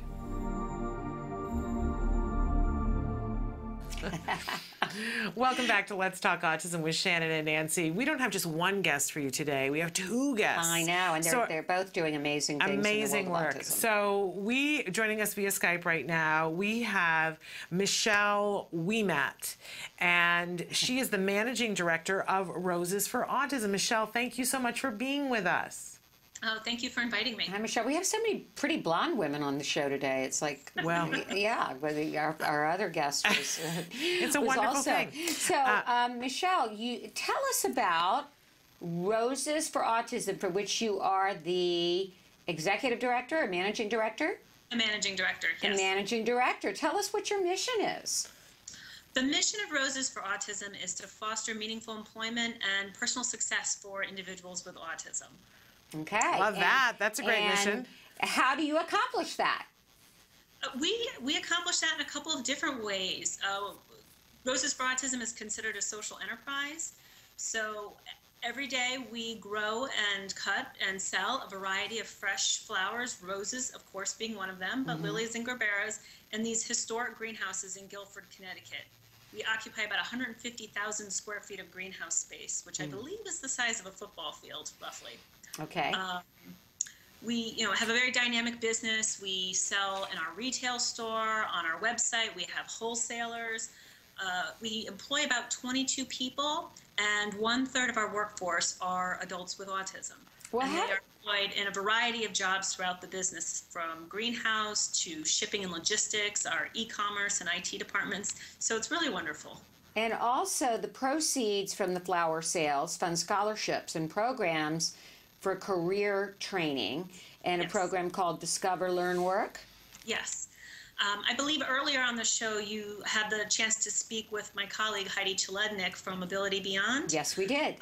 Ability Beyond is the parent company of Roses for Autism. Okay. So Ability Beyond runs the career training service, and Roses for Autism partners with area school systems to provide a business where transitioning students can come get that valuable first job work experience. And when I'm going out and talking about it, I say everybody needs to have their first job. My first job was in a grocery store. It's where you learn how to work as a team, take direction from a supervisor, be held accountable for work, etc. So we partner with area school systems to have their students come to Roses for Autism and be mentored by our employees, including the adults with autism. And it's really wonderful to see the mentoring that occurs there. And so students get the opportunity to get transferable job skills. They're mentored by our employees, and the proceeds from flower sales fund scholarships for adults and families with children who cannot afford career training services. Okay, so I think this is amazing. And here I sit in California, and I want to do something that's meaningful. What do I need to do if let's say I've got somebody who's having a birthday tomorrow, and I want to send them some flowers. What do I need to do to participate in this so that somebody gets a benefit from it? All you need to do is go to our website and order flowers to be shipped nationwide. We ship nationwide overnight delivery throughout the United States. And know that a portion of those proceeds fund our career training services. They fund the scholarships. And the day-to-day business operations supports the community, supports students. It continues to employ individuals with autism. So there's a lot of great things that happen there every day. And the website is? Yeah.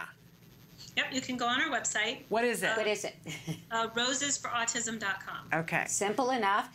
And also, you can follow you on Facebook. Yes, Facebook. We have a very active Facebook page and community. We like to really engage our audience, so we post pictures about success stories because everyone likes to, feel a little bit of good news and see some success and some inspiration. We post pictures of the flowers that we grow there, which are beautiful, and just some news and events and happenings that are going on at Roses for Autism so that you know that your purchase and your support of the organization is going to a good place. Wonderful. Well, I'm a huge flower lover. I love to give flowers as gifts. I actually have, we have a wonderful birthday tomorrow in our organization at Act Today, and I'm going to be ordering flowers from Roses for Autism this afternoon to be shipped to California tomorrow. Oh, wonderful. Thank you very much. Yeah. Now, for just a minute, how did you get involved with this? And give us a little bit about the history. Sure. I was appointed managing director last July. My history is I have a background in business. I have a master's in business, but I have a career in social services. It works for me. So I took over leadership at Roses for Autism a year ago. It was started 5 years ago. The parent company, Ability Beyond, in partnership with a former company called Pinchbeck Rose Farm, they rehabilitated these historic greenhouses that were built in 1929 in order to open Roses for Autism and provide employment and career training services. So yeah, it's been an excellent experience over the last 5 years, and we've just continued to grow. I bet you've seen some real success stories with some of our individuals on the autism spectrum that are really inspiring. Yes.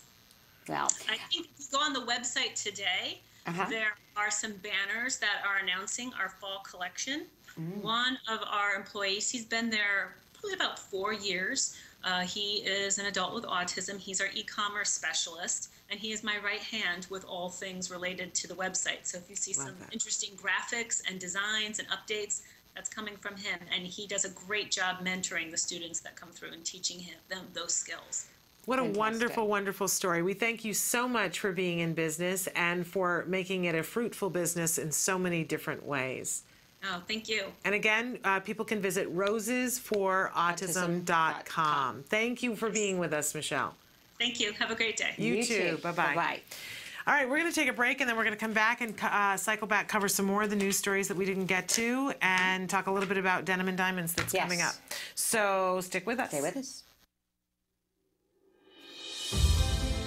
Act Today's annual Denim and Diamonds for Autism brings together some of Hollywood's hottest stars and Southern California's compassionate residents for a night of giving. It's kind of a mystery that needs a lot of money and a lot of research, a lot of time.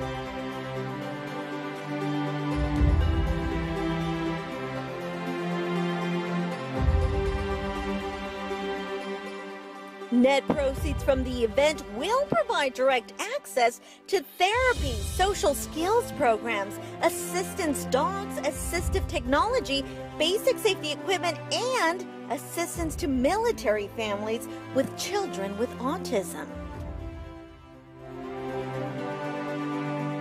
And they're really the organization to go to get quick response. There's really no other organization like it in America.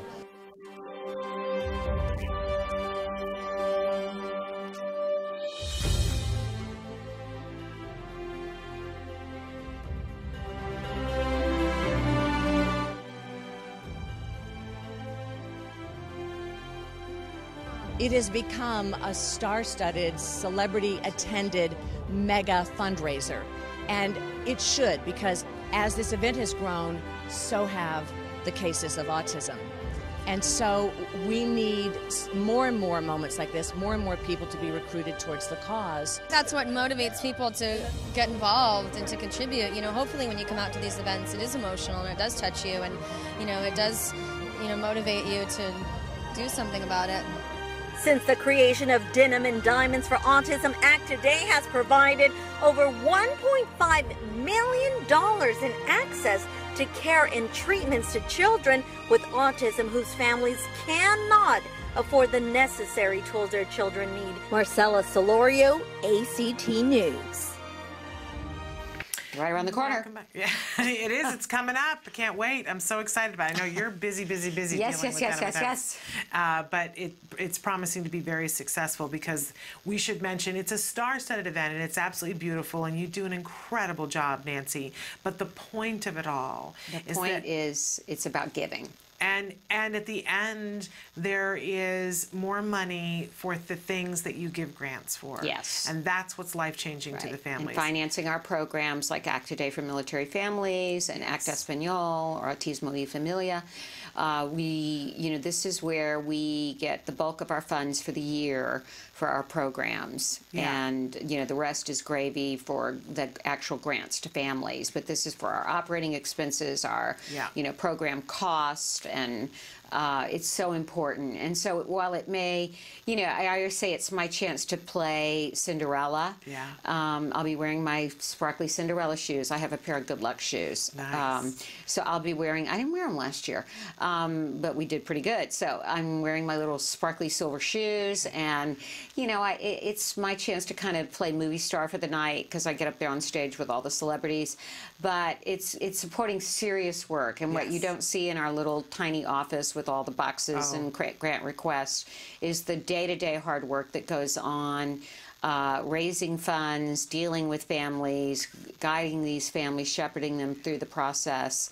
So if you can't attend, we urge you to make a donation. You can go to act-today.org, and hopefully we're honoring Nolan Gould from Modern Family, who's been a big supporter of ours for years and years. He's the little boy that's always getting into trouble on Modern Family. Yeah, but he's kind of grown up. He's 17 now. Yes, but he and is a genius in real life. In real life, he always plays the stupid kid on the show that isn't as intelligent as the other, but he's a real-life genius. Really bright, and it's just so vivacious, and has just been on the red carpet for us every year and at other events we've had. And then we have Holly Robinson Pete, of course, and Rodney Pete, who have their own Hollyrod Foundation, and we're honoring them. And we are also, there's going to be surprises there. We've got a big celebrity surprise coming up. With some performances from children on the spectrum, young adults on the spectrum, that benefited from some of our programs. So it's going to be a very cool event. I can't wait. Kelby and I are excited. Okay, good. We're coming. I'm going to be excited to see you and Kelby there. There we go. And now we wanted to, Kelby says, oh yeah. Oh yeah. And we wanted to cycle back to some of the stories that we didn't get a chance to cover at the top of the show.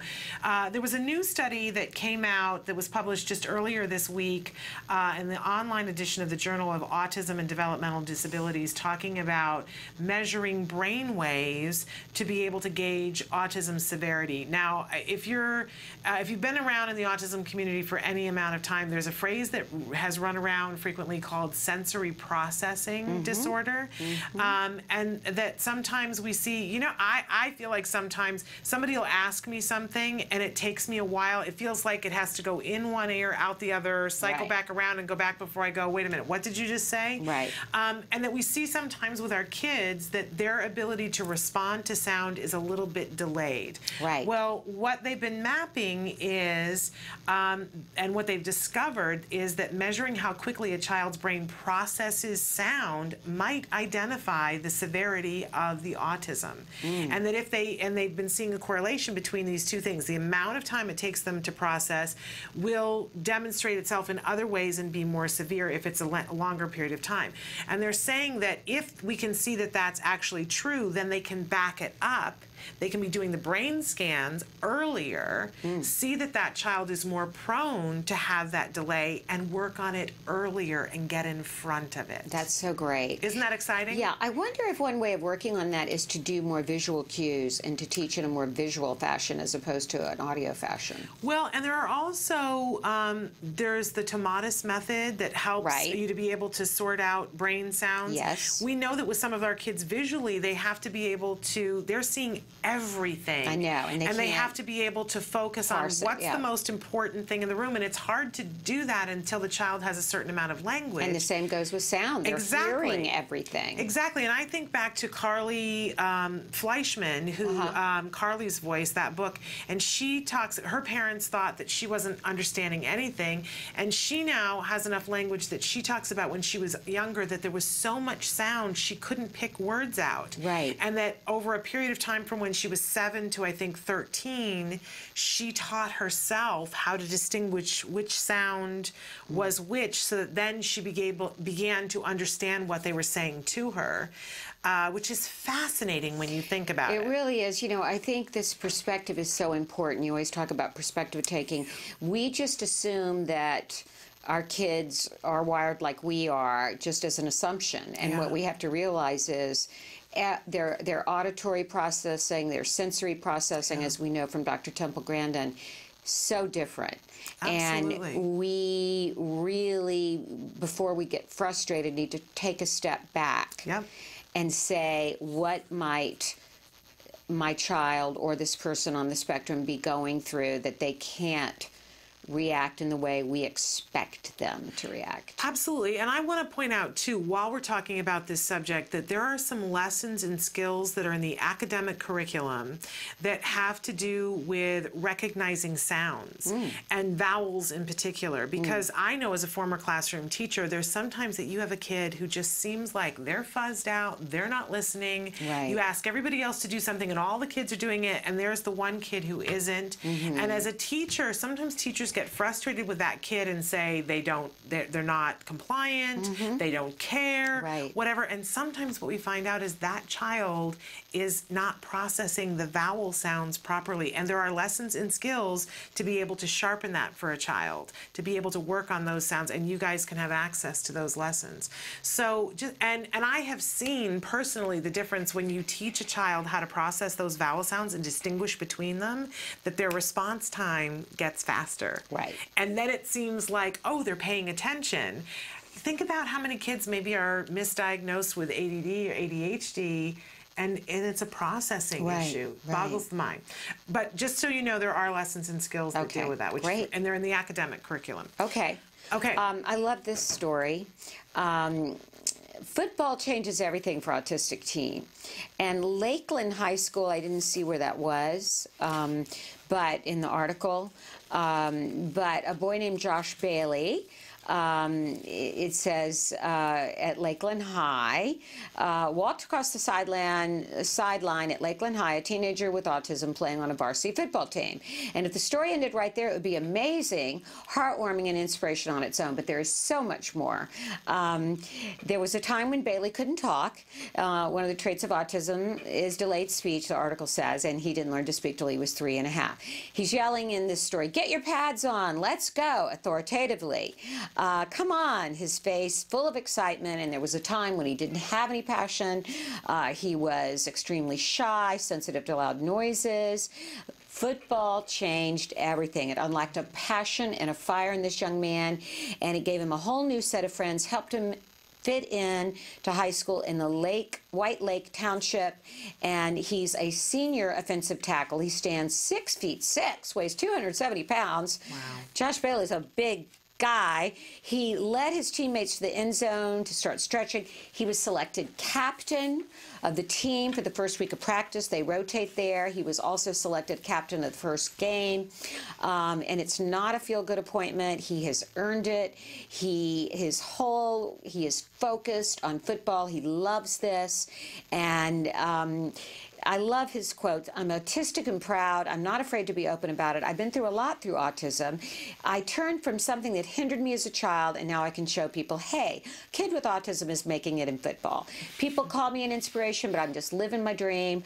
I got a lot through it, and I'm still standing. I may fall, but I will not give up. I will keep rising again." So we salute, we give our little hero award, our what do we call it? The Autism Hero Award. The Autism Hero Award to Josh Bailey. He has transformed this team.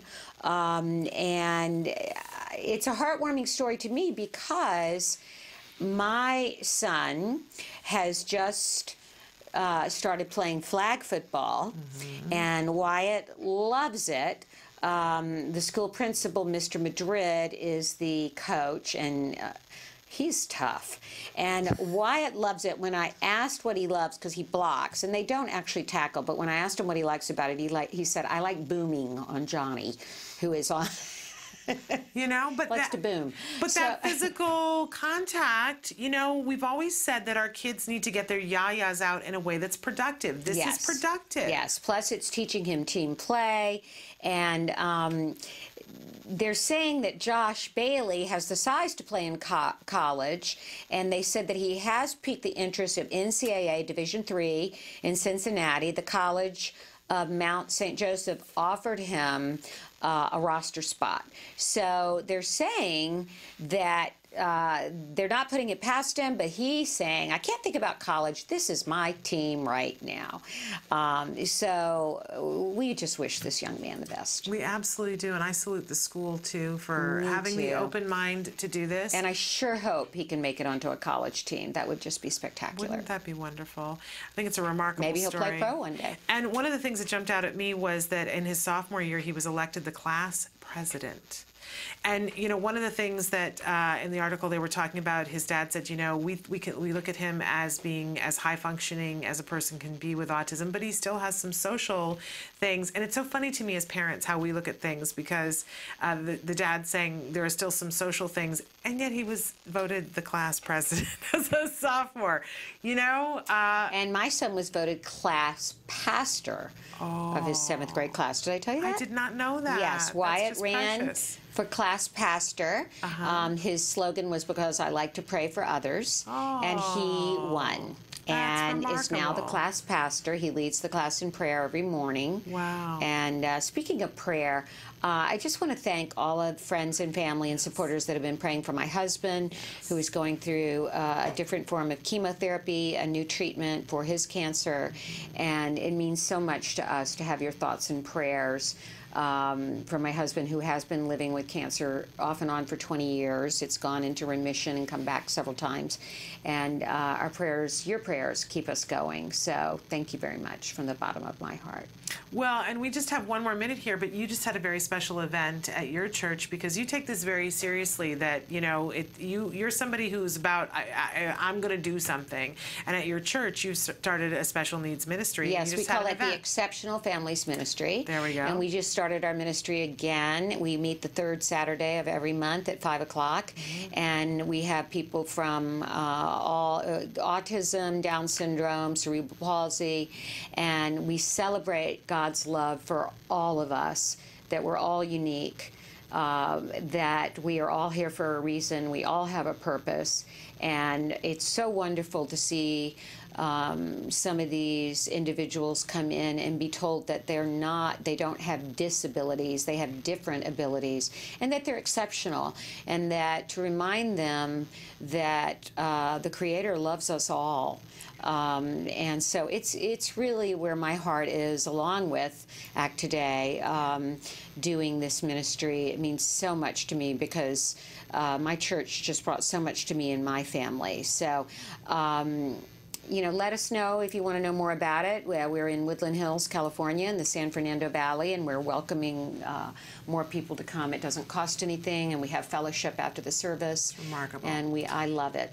Okay, well, and we're pretty much out of time, but I want to mention that the IACC met yesterday, and it was explain what the IACC is. This is the panel of experts who are supposed to convene and supposed to advise our president about what's happening with autism. They were meeting yesterday about the specific topic of comorbidities with autism, other medical things that could be involved in autism. It was broadcast. We're going to have more information about that for you tomorrow, but you can look online and see there's an open of public comment that happens after the meetings, and I was amazed by how few people commented, but I hadn't commented, so I'm going to be talking about that with you tomorrow. Right. We have a special guest with us tomorrow from the Help Group, who's going to be talking about their summit coming up, and we have Dr. Jonathan Tarbox answering your questions as well tomorrow. Excellent. So all of that and talking about the IACC. We're out of time, but until then, please give your kiddos a hug from me. Give yourselves a hug from me, and go be the change you want to see in the world. Bye-bye. Bye-bye for now.